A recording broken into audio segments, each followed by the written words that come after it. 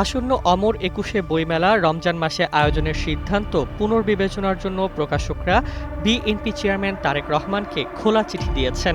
শনিবার ১৪ জন প্রকাশকের স্বাক্ষরিত চিঠিতে তারা জানিয়েছেন, ২০ ফেব্রুয়ারি থেকে মেলা আয়োজন হলে শিক্ষার্থীদের উপস্থিতি কম পড়বে এবং মেলা পাঠকশূন্য হওয়ার আশঙ্কা রয়েছে।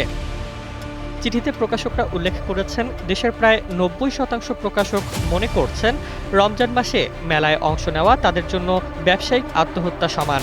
মূলধারার ৩ শতাধিক প্রকাশক ইতিমধ্যেই মেলায় অংশ নেওয়া সম্ভব নয় বলেও জানিয়েছে। গত ১.৫ বছরে রাজনৈতিক ও অর্থনৈতিক অস্থিরতার কারণে প্রকাশনা শিল্প মারাত্মক সংকটে পড়েছে।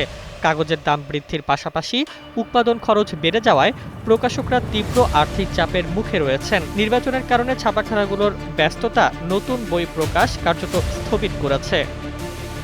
প্রকাশকরা চিঠিতে স্পষ্ট করেছেন, তারা মেলা বর্জনের পক্ষে নয়, বরং একটি সফল ও সমৃদ্ধ বই মেলা চান। তাই তারা মেলা রমজান ও নির্বাচনের পরে ঈদের পর আয়োজনের প্রস্তাব দিয়েছেন। চিঠিতে ২ দাবি তুলে ধরা হয়েছে। ১. ২০ ফেব্রুয়ারি থেকে নির্ধারিত মেলা স্থগিত করা। ২. ঈদের পর উৎসবমুখর পরিবেশে পূর্ণাঙ্গভাবে বইমেলা আয়োজন করা।